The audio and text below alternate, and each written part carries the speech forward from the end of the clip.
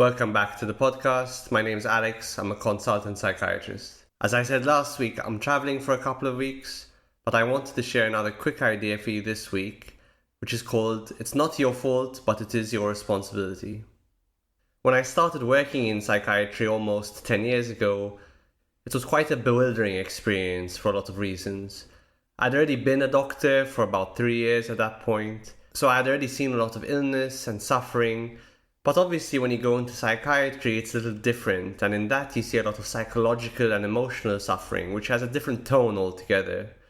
And what became apparent very quickly is that when it comes to psychiatric and psychological problems, as with medical problems, a person's psychological and their social background plays a huge role, as well as their biological predispositions. I was seeing people from deprived social areas, often people who had faced a lot of racial discrimination or economic challenges and so on. I saw people who came from broken and dysfunctional families where there was crime, drug addiction, different forms of abuse, etc.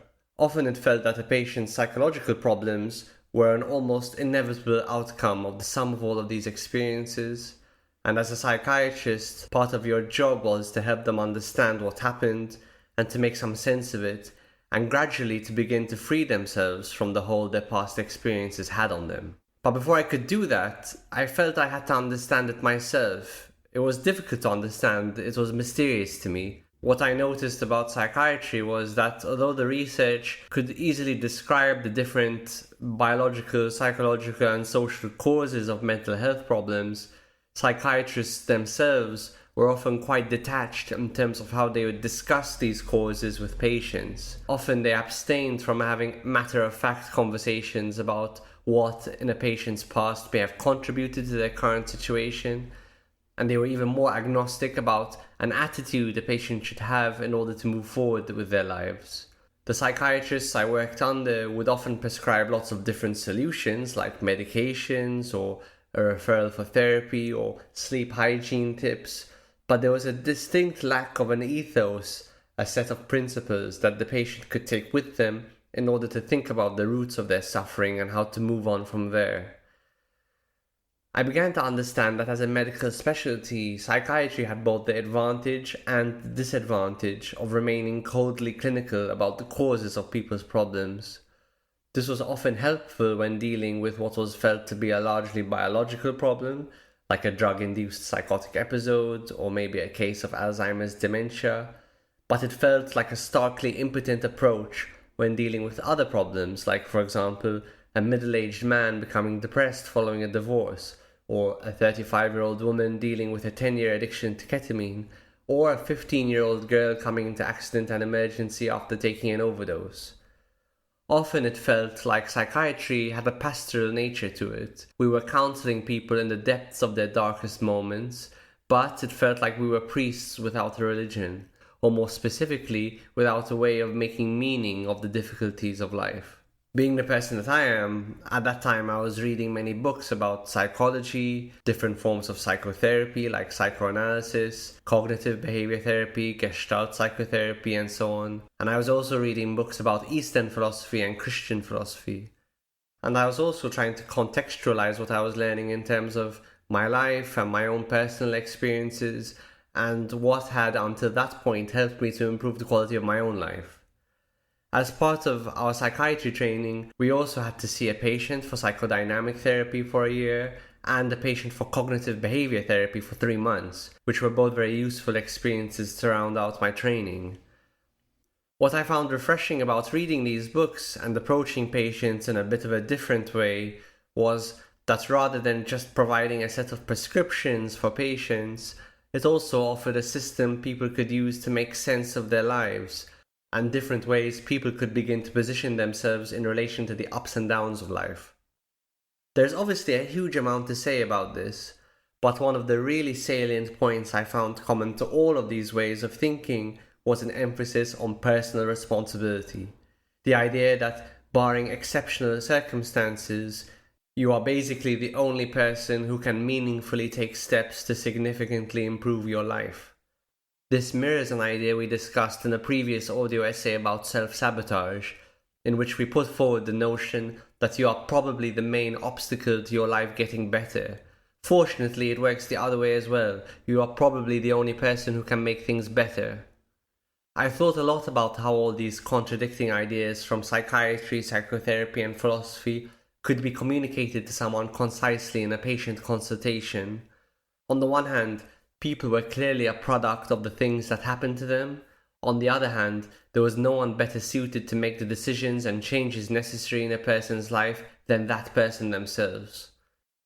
Eventually, after thinking about it for a while, I landed on a mantra which has been helpful for me, which goes something like, "It's not your fault, but it is your responsibility."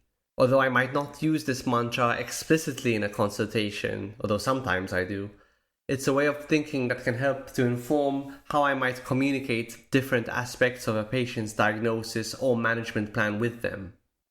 I think a statement like this can help to capture two fundamental aspects of everyone's predicament, that to some extent we are at the effect of what happens to us, issues of chance and fate, what Martin Heidegger called thrownness in his 1927 book Being and Time.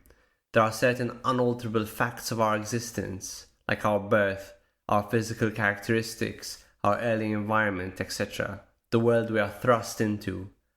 With regards to mental health problems, there's a lot of debate about the relative importance of biological, social, and psychological factors, but the thing that unites them all is that you don't meaningfully choose any of them.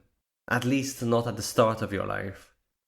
At the same time, we have agency in our lives and the ability to will certain things into existence, to shape different courses our life could take. We can, once we become self-aware in our adulthood, alter certain aspects of our biology, psychology, and social environments. Generally speaking, in most situations, we are faced with the choice of either accepting what is currently or trying to change or alter the circumstances in front of us.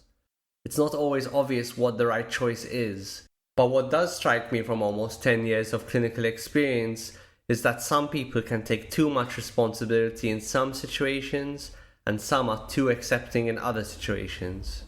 For example, a people pleaser is unconsciously taking too much responsibility for how people react to them, and they live their lives bending over backwards in an attempt to try and get a positive reaction from other people. On an unconscious level, they feel responsible for making sure everyone thinks about them positively. Conversely, a more narcissistic person may take too little responsibility for certain aspects of their lives, unconsciously feeling that they are entitled to a positive reaction from others because of their inherent specialness, or perhaps because they are outstanding performers in one particular area. For example, they make a lot of money, or they're very physically attractive. I'd also like to point out that this idea, "it's not your fault, but it is your responsibility," doesn't just apply to the negative aspects of our lives, but the positive ones as well. You did not choose any of the valuable traits you came into the world with, like your intelligence, your physical attractiveness, how mentally or physically strong you are, any of your personality traits. You didn't choose what country you were born into or the psychological health of your family, but it is your responsibility to make the most of them for your own benefit and the benefit of others. So what's the best use of a statement like this? Probably the best use of a statement like this is to recognize these seemingly contradictory aspects of our existence and to be more conscious of when you should A. Be more compassionate, accepting, forgiving of yourself, forgiving of the world, forgiving of others, and take care to not underestimate the importance of factors that you have absolutely no control of in influencing your well-being, your successes, as well as your failures.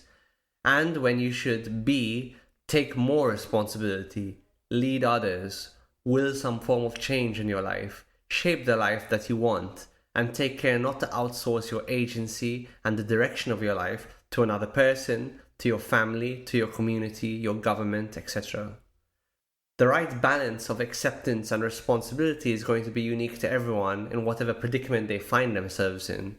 However, if in general you find yourself not having the life you want, the kind of relationships you want, the job you want, etc., there's a good chance you might need to take more responsibility for different aspects of your life, while conversely, if you make regular strident efforts and exert a furious amount of energy to try and achieve what you want, but find yourself still unhappy or exhausted, you might be taking too much responsibility or taking responsibility for things you shouldn't, and there might be more room for compassion and acceptance in certain aspects of your life.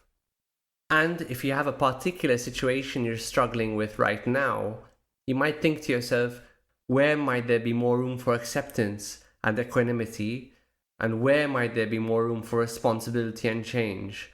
Which incidentally is very similar to what's called in Stoic philosophy the dichotomy of control, and what's also mirrored in the Serenity Prayer.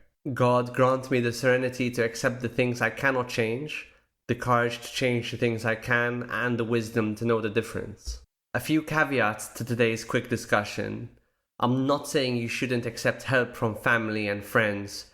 Community is very important, especially with an attitude of taking responsibility, and when appropriate, professional help is also important. The point of this idea is not to dismiss the importance of compassion. Compassion can be in fact a very important part of this process, but rather to highlight the limitations of compassion, particularly a more unsophisticated, immature compassion.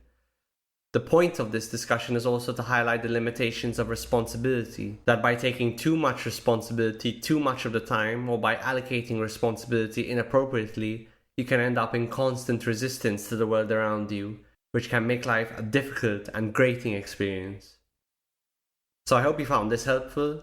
This was another quick idea I wanted to share while I'm traveling. You can tell me what you think by emailing thinkingmindpodcast@gmail.com, or you can reach out to us on social media, on Twitter @thinkingmind, or on Instagram @thinkingmindpodcast. This is the Thinking Mind Podcast, a podcast all about psychiatry, psychotherapy, psychology, and related topics.